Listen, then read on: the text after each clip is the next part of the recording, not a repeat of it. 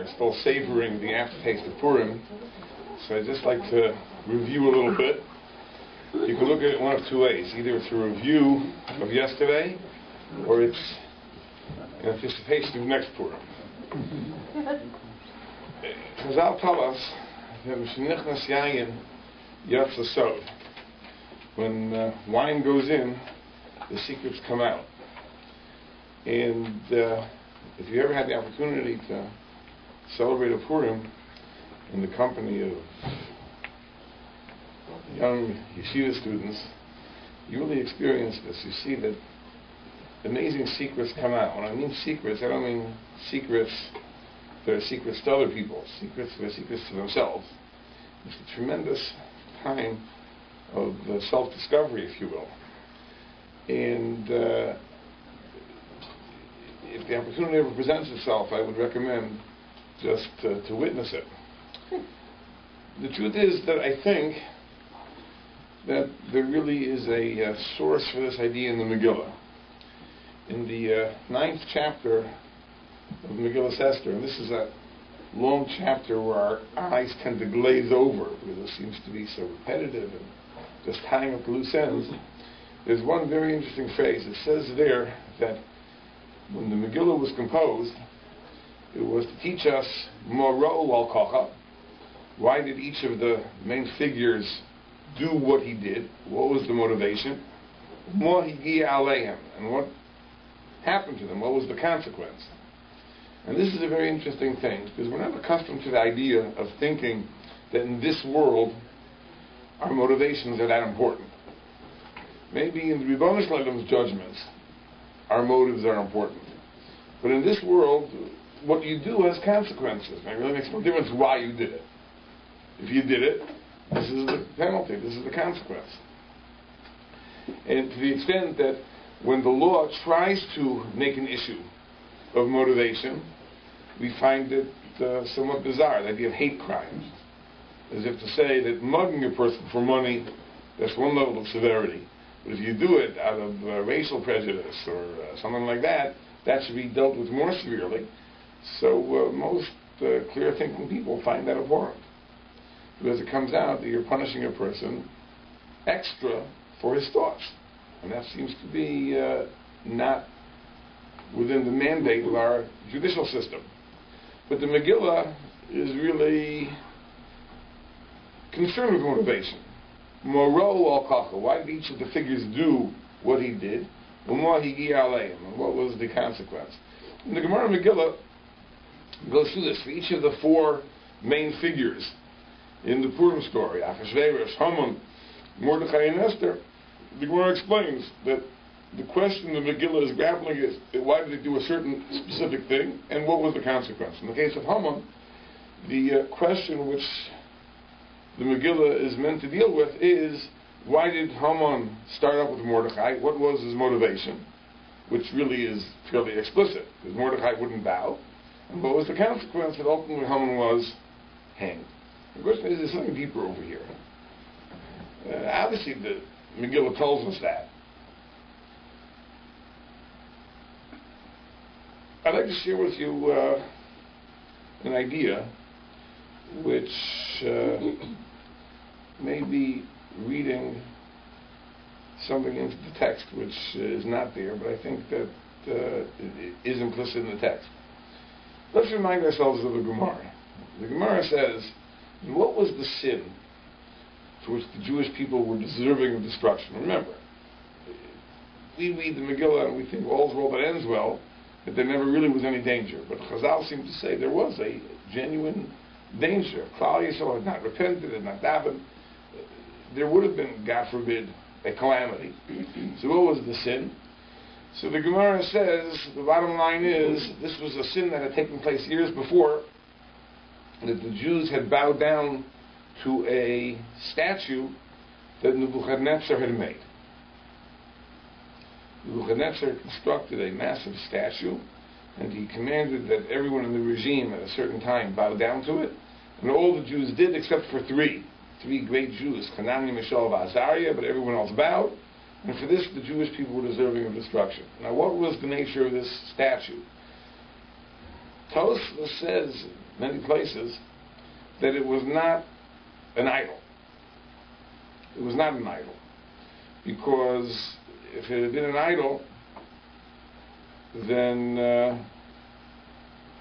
it would have been forbidden to bow down to it. It would have been Yehareg Val Yavar. It would be an offense for which a person has to give up his life. And the Gemara seems to say the opposite. The Gemara seems to say that even Hanani, Mishael, Azariah would have been justified in bowing down to it. Tosfos rather says it was an andarti shel malachim. It was a statue that was erected in the king's honor. It was a representation of the king. So what's wrong with bowing down to it? To the contrary, you're allowed to bow down to a human being as a sign of respect. I've pointed out in the past that this is one of the shilas that frequently comes my way. If a person takes karate lessons, are you allowed to bow down to your instructor at the beginning of the lesson? It seems yes. It seems if you're bowing down to a human being as a sign of respect, there is no prohibition. You're not worshiping him. It's not a deity. So if this statue was not a deity, it was rather a representation of Nebuchadnezzar for his honor, what is the problem over here? The problem may be because how did the kings give legitimacy to their rule? The claim was that there's a divine right of kings. Maybe that the kings themselves were gods. So the line between respect to a human being and idolatry is somewhat blurred. So it might not technically be an idol, might not technically be an object of worship, but it still is an acknowledgement of the deity which underlies the legitimacy of that regime. So therefore it's something which a Jew should not do, and therefore it was a terrible sin, even if it isn't technically idolatry. And for that the Jews were deserving of destruction.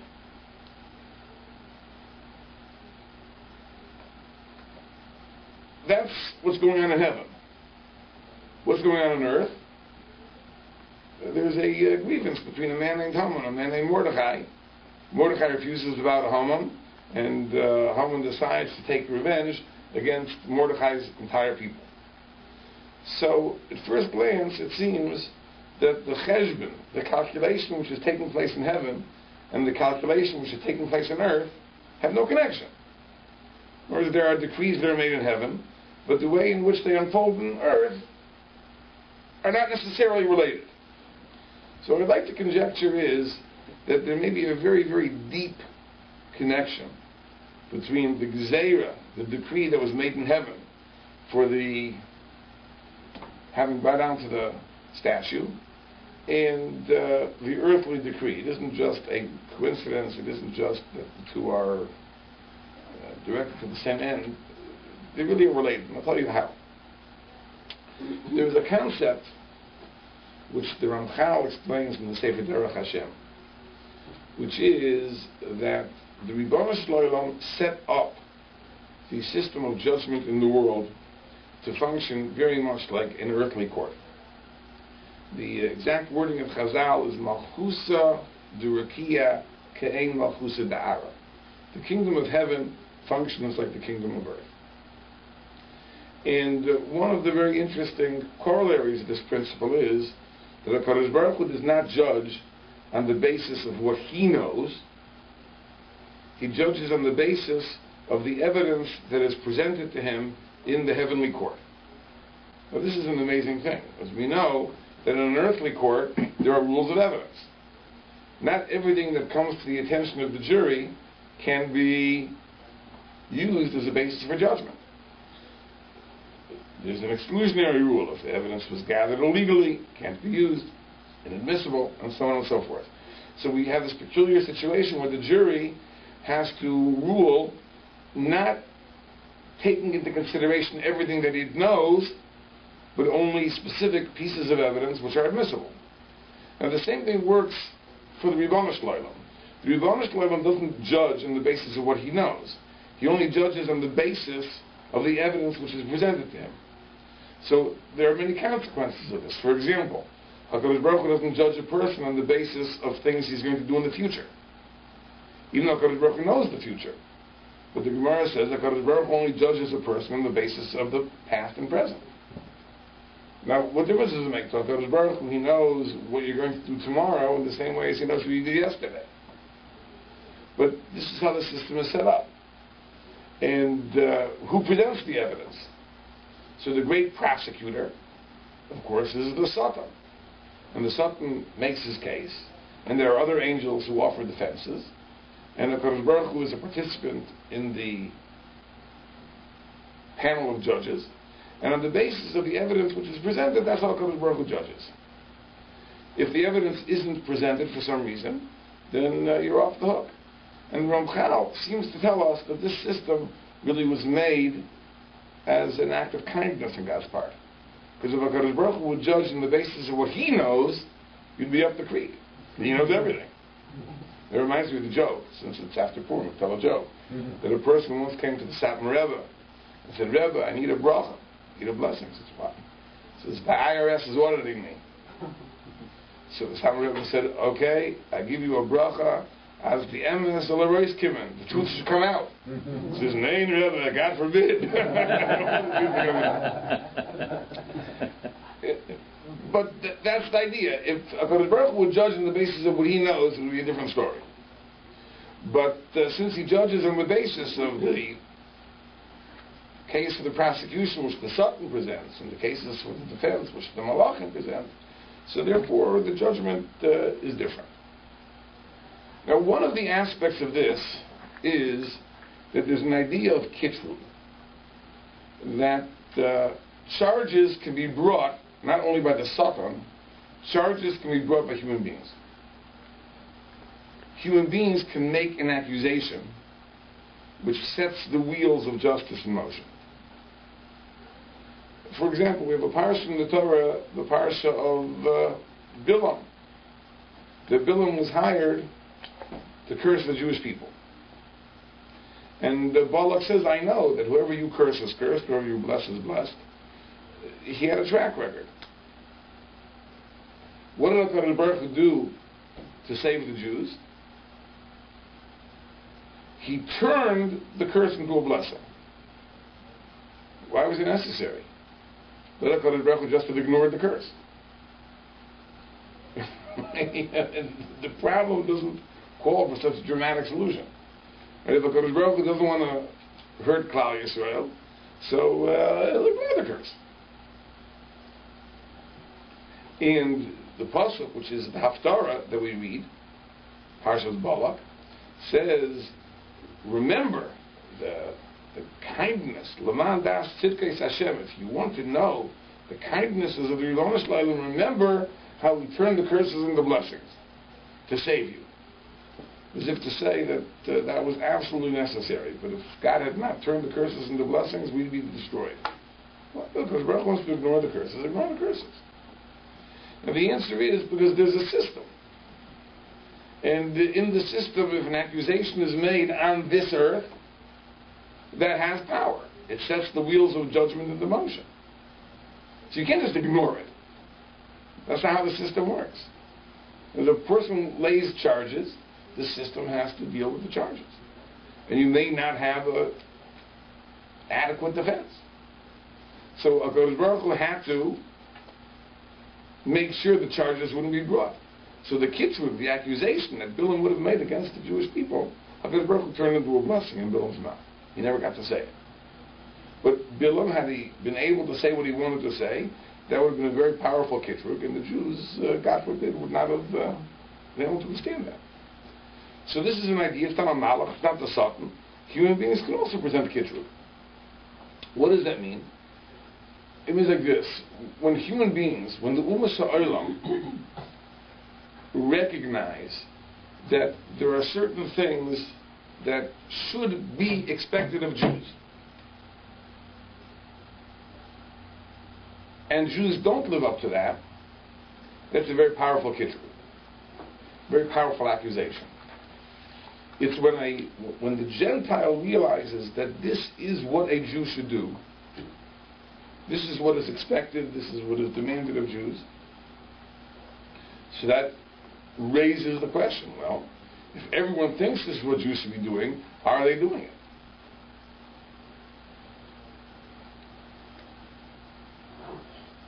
It's almost a kindness. If the Ummah Sa'olam, if the nations of the world expect Jews to be dishonest, it's not so bad if we're dishonest. But if they expect us to be honest, and we're not, that's a tremendous kitrut. Right? If they believe that a Jew is meant to be honest, he's meant to be upstanding, he's meant to follow the law, he's meant to pay his taxes, etc., then a Jew doesn't, it's a terrible accusation. If the Ummah Sa'olam take the position that everyone cheats, they cheat too, then it's less of a kitrut. Haman got Achashverosh to make a law that everyone should bow down to him. And the rationale behind that probably is related to his position. Because what was the legitimacy of Haman's position? What gives him the right to be the boss over so many people? So the Medrash says that he put Mavai Zara on his chest. So why did he put Mavai Zara? Why did he put an idol on his chest? Undoubtedly, he meant to say that this idol, this deity, is the source of my authority. According to the Gemara, it says he made himself into an Mavai Zara. In other words, I don't need to derive my authority from somebody else. I am the basis of my own authority. I myself am divine. So this is the question. This is what Haman was saying. And Haman came to an amazing understanding that Jews don't bow. When Mordechai refused to bow, and he said, because I'm a Jew, and if I don't bow, so it says that Vayidas Beinav, it was shameful in Haman's eyes, L'shloach yod Mordechai levado, to take it out on Mordechai. He yidlo asam Mordechai. They told Haman that Mordechai is part of a nation, and this is the value of the nation. So Haman came to understand that there is a people, there is a nation, which does not bow. And this is to be expected. Now Haman didn't like that. That's what Haman came to understand. But in Shemayim, that created a kitrut. If even Haman understands that's the standard of a Jew, let's see how faithful were the Jews to maintaining that standard. And when the wheels of justice began turning, it was determined that Jews had not maintained that standard. Only individuals, Hanani, Mishael, Azariah, Mordechai. But to the contrary, the Jews bowed. They bowed to the statue in the Nebuchadnezzar. So, even though it was years and years before. Did they bow to Haman too? The decree of Haman was only for the servants of the king and the Shar HaMelech. Mordechai was the core Jew. So it wasn't relevant to other people. To the population. Right. But the point is this. That, I think, is the deep connection between what was going on in heaven and what was going on earth. When we ask the question, is it just a coincidence that the Jews committed a sin years and years before they bowed to the statue? Now all of a sudden Haman wants to destroy the Jews. And the Gemara says that was the reason. This was a decree in heaven, and Haman was carrying it out. The answer is, it's deeply connected. Whereas Haman's understanding that Jews don't bow, that is the accusation. And the Jews fell short. So until Haman came along, there was no kitrut, there was no accusation. Because no one had noticed that the Jews had such a standard. When Mordechai, in a sense, brought it to Haman's attention, that was Ma'ira that aroused this kitrut, and for that the Jews were chayav klai. If not for the fact that they repented.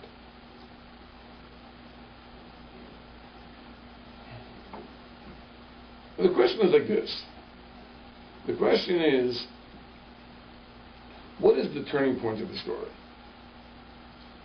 In other words, Haman seems to be very, very, very successful in getting Achashverosh to do his bidding. The decree is passed, the letters go out. At what point does Haman's fate turn? So let me first share with you a very interesting thought that Rav Schwab Zecher Tzadik Lebracha once said, and we'll see that the same idea, I believe, is applicable here to Megillah Esther. We talked about Bilam. Remember, Bilam went to curse the Jewish people. And in that parsha, there's a very, very confusing issue. Whether God wants him to go, God doesn't want him to go. First, God tells him not to go, and then he's not pleased to hear that. He really wants to go, and God says, okay, listen, if they've come to get you, then you can go, but you have to be careful to do what I say. And then it says that he went, and God was angry because he went, even though God had told him he could go. I mean, it's a very confusing parsha.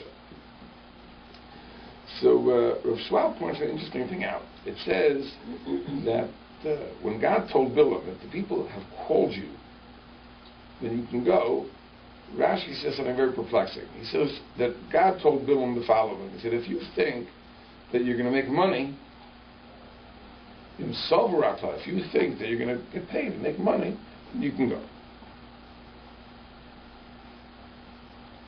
So the question is, God is worried about Bilam's bottom line? Wait a minute. If you think you're going to make money, you can go. Doesn't make sense. So Schwab says an amazing thing. He says like this. He says that this power of kitrug, this power that a person has to arouse judgment, really depends on the motivation of the person. Because if the person does what he's doing, if he attacks the Jews l'shma, meaning it's a matter of principle, then he can cause irreparable harm. If he does it shelo l'shma, if he's like a hired hand, he's a mercenary, he'll curse, but it's not important. Curse, bless. Whoever pays me, I'll say whatever he wants. Then the kayach of the kitrug is less. But the sincerity is a critical issue over here. So God told Bilam, says, listen, I don't want you to curse the Jewish people. But if you think you're doing it for the money, then it makes no difference. Then you can curse as well. It makes no difference what you're doing. Because if you're doing it just for the sake of money, it's not going to be effective. When Bilam went, God determined that Bilam wasn't doing it for the money. I mean, he'd take the money too. But he was doing it because he genuinely believed with a conviction everything that he was about to say. At that point, God was angry. He was going. You see this idea that a kitrug, an accusation, really depends very much on the motivation of the person making the accusation. In other words, if he's just saying words, but really he has ulterior motives, it's not powerful. If the person is saying it with a basis of conviction, then it can be ma'or dinim. Because we have to know, there's an amazing thing in Megillah Esther. It's something we have to understand first on the level of pshat, then we can understand it on a higher level. Mordechai refuses to bow to Haman. And it says, Vayidas Beinav, it was shameful in Haman's eyes, L'shloach eb Mordechai levado, to attack Mordechai alone. Vayivakesh Haman, and Haman therefore wanted Lahashmer to destroy all the Jews. Well, what's really going on? The simple pshat is like this, that it was beneath Haman's dignity. I mean, Haman is the prime minister. Haman is the most powerful person in the regime under Achashverosh. He is going to attack a Jew because the Jew refuses to bow. I mean, it's beneath his dignity. It's like, imagine a situation where you have a person who's supremely powerful, the President of the United States, and some peasant somewhere insults him, and the President will make a federal case and have the person executed. I mean, it makes no sense. It's just beneath the person's dignity. So Haman raises the issue to a level of principle. And he says, it's not a question of Mordechai. There's a religious issue over here. There is a nation that refuses to follow the king's laws. This is a law. The law is everyone has to bow. And Mordechai, on a religious principle, says, I will not bow. That means there is a nation out there which is under the control of Achashverosh, which doesn't accept royal authority. So that nation has to be eradicated. And that really is the case that Haman makes to Achashverosh. Yes, no, Amecha, there is a nation. It's scattered throughout the kingdom. And it says about them, their laws are different. They don't follow the king's laws. And that's the accusation. Haman is not attacking Mordechai, at least openly, on a personal basis. But that changes. After the first party, Haman has been invited, he's the guest of honor with Achashverosh and Esther, and he goes out. Haman b'yom hahu, someach v'tov leiv. He is so happy. Imagine that, such an honor. He's the most powerful person in the regime under the king. He's fabulously wealthy, wonderful family, and on top of everything, he alone was invited to dine with the king and queen. And such an honor. I mean, he's on cloud nine, and he walks out into the street, and Mordechai refuses to budge. Won't even, let alone won't bow, won't even stand up. Just sits there, doesn't move a millimeter. He comes home, he is furious. He is furious, and he gathers his wife and all his advisors. The Medrash says he had 365 advisors. Not just a couple people. He gathered a big crowd, and he presents his case. The question is what to do. And his wife gives an answer, gives a suggestion. And the wife says, make a gallows, 50 amos tall, and tomorrow early, get permission from the king, and you'll hang Mordechai, and then you'll go to the party happy. Now this is a very curious thing. Just a few chapters before, this is beneath Haman's dignity to attack Mordechai alone. And now he believes, like, this is the greatest idea. He accepts his wife's suggestion to single out Mordechai, to hang Mordechai, and not to do it in some dark alley, but to actually hang him on a gallows, which is 50 amos high, which is about somewhere between 75 and 100 feet high. Now keep in mind, there were no skyscrapers in Shushan. You know why there were no skyscrapers? What was the invention that had to be invented before the skyscraper? The elevator. No elevator can't skyscraper. So what were the tallest buildings in Shushan probably? 2 stories, 3 stories. They're probably not that tall. So if you have a gallows, which is 50 amos tall, it's significantly taller than any building in Shushan. You probably can see it from the whole, anywhere in the city. You can see the person hanging there. I mean, what's going on? This is exactly what Haman did not want to do. He didn't want to humiliate himself by attacking Mordechai, and all of a sudden Zeresh says this is exactly what you should do, and Haman thinks it's the greatest idea, and he does it. And the Medrash tells us an amazing thing. Where do you find a beam that's so tall? There was only one place, his own house. So he tore down his roof, his own roof, to take out this beam. And this is an example of the idea of sinun makakelas sashur, that hatred totally corrupts a person's judgment. The person acts irrationally out of hatred. And maybe that's the bottom line. Maybe the bottom line is that Taki was irrational. He was so angry that he did something which he had promised himself he would never do in a more sane period. I mean, the Malbim tries to explain the Chachma over here. And he says something very, very cute. He says like this. He says that what Zeresh said was like this. He says, I understand. It's not becoming to single out a person. You should know that in those days, sometimes the king would make an example of somebody. If there was a person who didn't follow the government's laws, they would pick a person out as an example. They'd hang him up publicly, so people should know this is what happens if you break the law. Who would they select for that? They wouldn't select a very important person. They'd pick someone from the riffraff for that purpose. And they would hang him without any judicial procedure.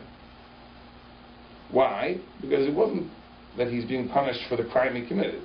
He's being singled out as an example. Therefore, there's no trial, there's no procedure, no due process. He's just hanged up. So therefore, that's what Zeresh was saying. That if you put Mordechai on trial and you'd have testimony and a conviction, that's an embarrassment. You're singling this person out. But this way, if you just hang him, no trial, first thing in the morning, everyone sees, you make a public spectacle out of him. So in that case, it doesn't look like a personal vendetta. It just looks like you selected someone at random to be a example. So therefore, you could do both. You could get back on Mordechai without humiliating yourself. That's the Malbim's conjecture. It doesn't isn't 100% satisfying. But in any case, the motivation changed.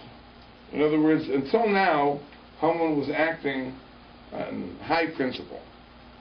There is a nation that doesn't accept the king's laws. We have to deal with the entire nation.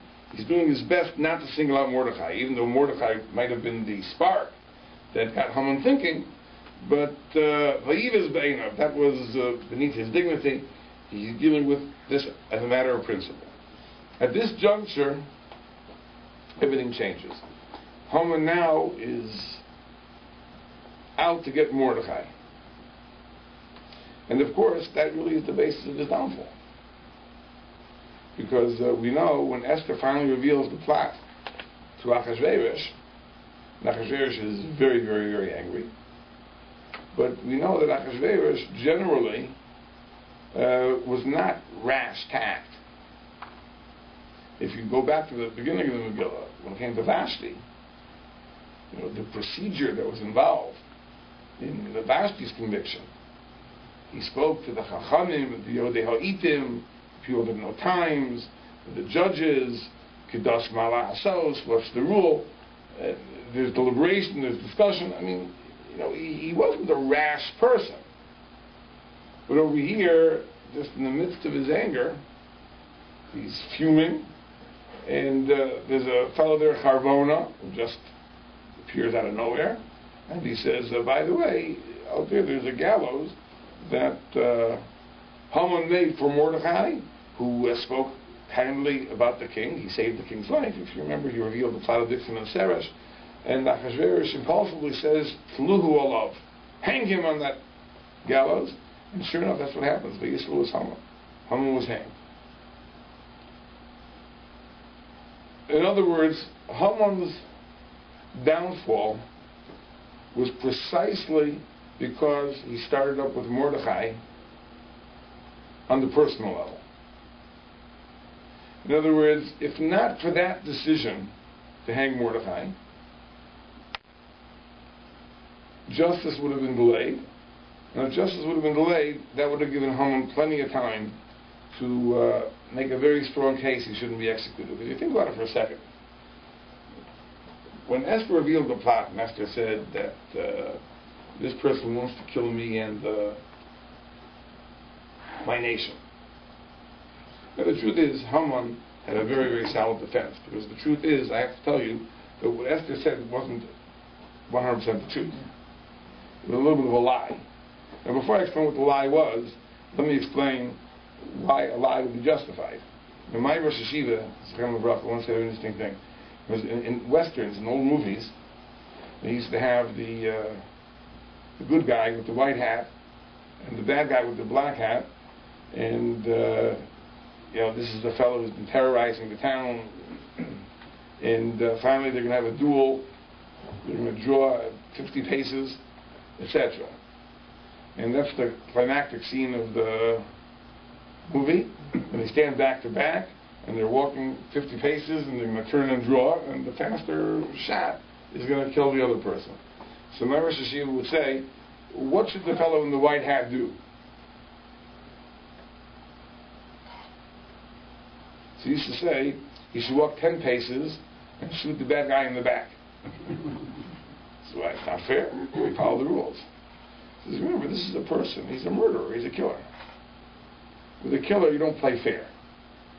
He has to be eliminated. The threat has to be eliminated. You break the rules. Because Haman has to be defeated.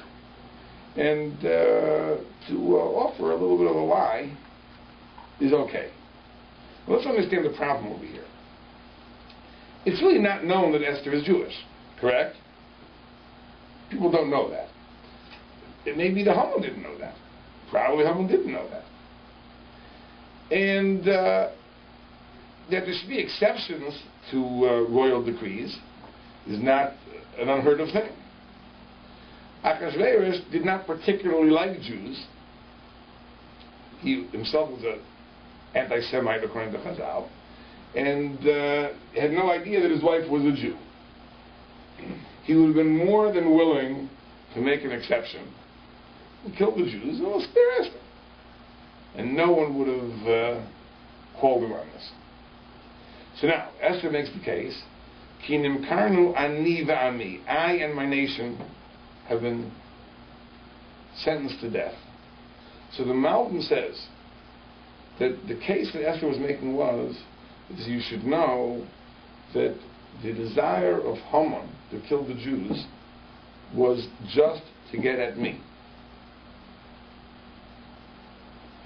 He wanted to eliminate me, but he had to have an excuse. So the pretense is that there's a nation, and therefore we'll wipe everyone out, and that'll include the queen. Now, Haman would have had a very, very solid defense. He would say, I never meant the queen. I never knew the queen was Jewish. We'll certainly spare the queen. In other words, if justice would have been delayed, if Achashverosh would not have carried out this sentence immediately, it is very, very reasonable that Haman could have talked his way out of this.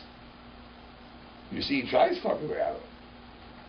That the king is so angry, he's incensed, he goes out to the garden to cool off, and it says that Haman was begging for his life. You know, there's some mistake, we can clear it up. You know, it's not so bad. And Achashverosh comes in, and he sees that Haman had fallen on the couch that Esther was on, and Achashverosh says, Hagam lichbo shesmal ke'ini b'boyetz?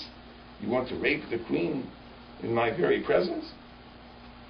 And of course Chazal say that Haman's falling on the couch. It was not an accident. It was a malach who pushed him down. The whole thing was being staged. But Haman has to be killed right away. And what was the clincher? The clincher was that, behold, he built a gallows to kill Mordechai, Asher Divrei Tov al HaMelech, who had saved the king's life. And that's why Haman was executed. So the bottom line is, why was Haman executed? He was, the straw that broke the camel's back was the fact that he attacked Mordechai personally. Had he not done that, then Haman could have survived and maybe would have even been successful. So what really changed was that point in the story, when Haman no longer keeps this on the level of lofty principle, but brings it down to the level of personal vendetta. When that happens, he seals his own fate. What I have to point out is that it's not just that he seals his own fate in the earthly cheshbonos, the earthly calculations, he seals his own fate even in the heavenly cheshbonos. Because, as we said, the power of kitrug, the power of accusation, the power to arouse divine judgment, right, is measured by the principle of the person, the lishma, the sincerity the person brings to the case. When it becomes something personal, it becomes less effective even in the heavenly court. Just like the case of Bilam. That if Bilam would have attacked the Jewish people because he saw the Jewish people weren't living up to the standard that was expected of them, he could have been successful. It says when Bilam was shown to be doing it to make a buck, then I go to the Rabbi and said, no problem, say whatever you want. In other words, if you're not coming from a place of sincerity, you'll have no power to sway the heavenly court. And the same thing with Haman. Or if the kitrug of Haman aroused the judgment in the heavenly court, that's only because in the beginning it was a matter of principle. Once it became something which was totally, totally personal, so then he's defeated and he falls. And therefore the motivation makes a difference. The mora'u al kacha, why they do what they do, is a very, very, very serious factor. If Haman would have pursued his original plan which was principled, he may have, God forbid, been successful in the earthly court, so to speak, and in the heavenly court. When it became personal, when it became something that was hurt him, so he brought about his own downfall on earth, and also he corrupted his ability to arouse judgment in the heavenly court. So this is a theme in Megillah Esther, the idea of the truth coming out, the truth of motivation coming out. That's Mara'u al Kachol Mahigia Aleim. Why they did what they did and what happened to them. And you see that the kavanah, the intention, makes a difference.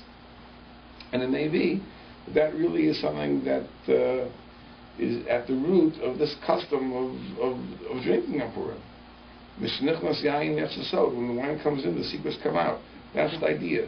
It's the question of motivation. Why am I doing something? Now, the whole year, we are successful in being able to veil our true selves. But whatever is going on deep down, but we put on a veneer of piety, of religiosity, of manners, etiquette, etc., and we put on a good image. But the reality is that on Purim it comes out. I had a very, very gratifying phone call. Actually, the phone call wasn't to me, it's my wife. My son, Yaakov, my older son, was supposed to come home for Purim, and he got snowed in New York on Friday. So he went to Lakewood for Purim. And he went to a family for the Suda on Purim. There was a boy in his yeshiva, lives in Lakewood, so he went with his friend, and they were there. And the mother of this friend told my wife, you don't have to put this on the said that you have a well-raised son. How could she tell? She says, because even when he was drunk, he was well-mannered. And I was very, very proud. That's telling. That's telling. I'm not saying it's telling of my upbringing. I give my wife credit. But the point is that the person has good manners when he's sober. Okay, so he's on his guard. But when the wine goes in, the secrets come out. And if even when the secrets come out, a person is well-mannered, right? That's a very, very lovely thing. So it was particularly gratifying, in other words, to hear such a nice thing about a child. But this is really, I think, the idea. That Purim is a day that all the veils are removed. And it's rooted in this theme of the Megillah. That what happens in the Purim story is not just a function of what people do, but it's a function of their motivation. Why they do what they do. And why a person does what he does is important. That's going to come out in the process of Adlo Yada. We pointed out in past years that there's another custom on Purim which at first glance seems to be contradictory to the custom of Adlo Yada, which is the custom of wearing costumes on Purim. And if we think about it for a moment, doesn't a costume mean the exact opposite? I'm hiding my identity. Right? I'm concealing myself. And the truth is that I believe it's the exact opposite. In other words, the costume is an artificial means of being able to reveal oneself. In other words, when everyone can tell who I am, I'm also on guard. I'm very careful. People know me. They can tell who I am. So I have to behave. This, But when I'm in disguise, and I think that I can get away with it, then I can really be myself. Who's going to know? I'm disguised. So to the contrary, the costume also removes the inhibitions in the same way that the alcohol removes the inhibitions, the costume does. And you might say, well, that's if it's a full body costume. One of these animal costumes with the animal head, no one knows who you are. But if you're just wearing a little mask that covers your eyes, so what does that prove? So I once proved that even that's called disguise. What was the proof? You should remember, what was the proof? like Clark Kent and Superman. What was his disguise? A pair of glasses. No one knew who he was. So you see that disguise doesn't have to be a full body disguise. And anything that creates the illusion of not being seen. It can be a very small thing. It's like this amazing observation that's been pointed out by many, that when people are in their cars, there's a sense that no one can see what I'm doing. People do things in their cars that are just so bizarre. Things you'd never do in public, people do in their cars. You know, they put on makeup, and they brush their hair, and they shave, and they eat, and all sorts of things. You wouldn't do it on the street, but in the car, there's this illusion that no one sees me, which of course is not true, because the whole car is surrounded by clear glass, and everyone can see the person behind you, beside you. But the inhibitions are removed. I think that's really part of Purim. And the benefit of that, the great benefit of that, is the self-revelation that is a consequence. Because if a person is a very, very honest person, and a person is very much in touch with himself, then maybe he doesn't need it so much. Because you can, through introspection, think of the same thing. And maybe that's the idea of Purim and Yom Kippurim.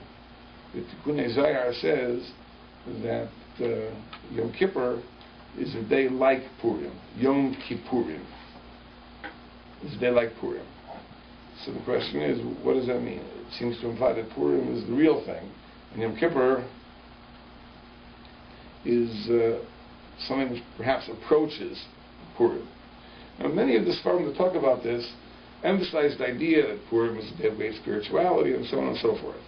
But it seems to be inadequate, because in terms of pure spirituality, I think we'd all agree that Yom Kippur is the gold standard, and maybe Purim in some way can approach Yom Kippur, but not the opposite. It doesn't seem that it should be that Yom Kippur somehow approaches Purim. But I think it's in this sense, in the sense of the truth coming out. In other words, on Yom Kippur it's much more difficult. You don't have the artificial means. On Yom Kippur it has to be through the sheer power of introspection and honesty. And that's very difficult, because many people don't have that innate honesty to be able to look themselves in the mirror and really understand what am I, what motivates me, and what are my values, and what drives me, and what are my flaws, and what are my virtues, etc. So Yom Kippur is very, very difficult. But we try. We try to look ourselves in the mirror and be honest. Purim, it's much easier. In Purim, if a person fulfills the mitzvahs of the day, then it's all on public display. So therefore, even Yom Kippur only approaches Purim. But in any case, a person who is honest with himself can do that. And that's something a Jew always has to do. A Jew always has to be questioning himself. What really are my motives? What is driving me? What is important to me? He has to eliminate all forms of self-delusion.